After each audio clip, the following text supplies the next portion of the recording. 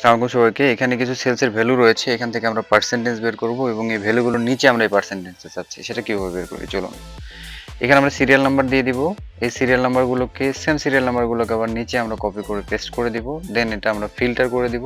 Filter করে দিয়ে এই ফিল্টার থেকে আমরা স্মলেস্ট টু লার্জেস্ট করে দিব। দেন আমরা এখানে দেখেন ব্ল্যাঙ্ক আমরা পেয়ে গেছি। এই পুরো ডাটাটা আমরা আবার সিলেক্ট করে দিব। সিলেক্ট করে দিয়ে এখানে কন্ট্রোল জি প্রেস করব। কন্ট্রোল জি প্রেস করে এখান থেকে স্পেশালে চলে যাব। স্পেশাল থেকে ব্ল্যাঙ্ক সিলেক্ট করে ওকে দিয়ে দিব। দেখেন আমাদের পুরো এটা সিলেক্ট হয়ে গেল। এখানে আমরা ইকুয়াল দিব, কারেন্ট ইয়ার সেলস ব্র্যাকেট দিয়ে current year sales minus previous year sales দিব। দেন ব্র্যাকেট ক্লোজ করে minus divided by previous year দিব। তাইলে আমরা একটা পার্সেন্টেজ পেয়ে যাব। দেখেন আমাদের এখানে কন্ট্রোল ইন্টার দিয়ে দিব। কন্ট্রোল ইন্টার দিয়ে দিলে পুরো ডাটাটা ম্যাজিক্যালি আমরা পেয়ে গেলাম। এখানে আমরা পার্সেন্টেজে কনভার্ট করে দিব। আমাদের পুরো রিপোর্টটা আমরা পেয়ে গেছি।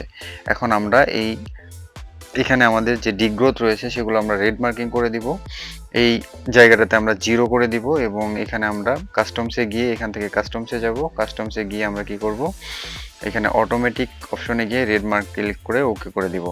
দেন দেখেন এখানে আমরা যেগুলো ডিগ্রোথ রয়েছে সেগুলো কিন্তু আমাদের মার্ক হয়ে গেল। হ্যাঁ, এখন আমরা পুরো বর্ডারটা সিলেক্ট করে দিব। একটা সুন্দর শেপ নিয়ে আসবো। দেখেন একটা সুন্দর শেপে একটা সুন্দর রিপোর্ট জেনারেট হয়ে গেছে। থ্যাংক ইউ সবাইকে। আসসালামু আলাইকুম।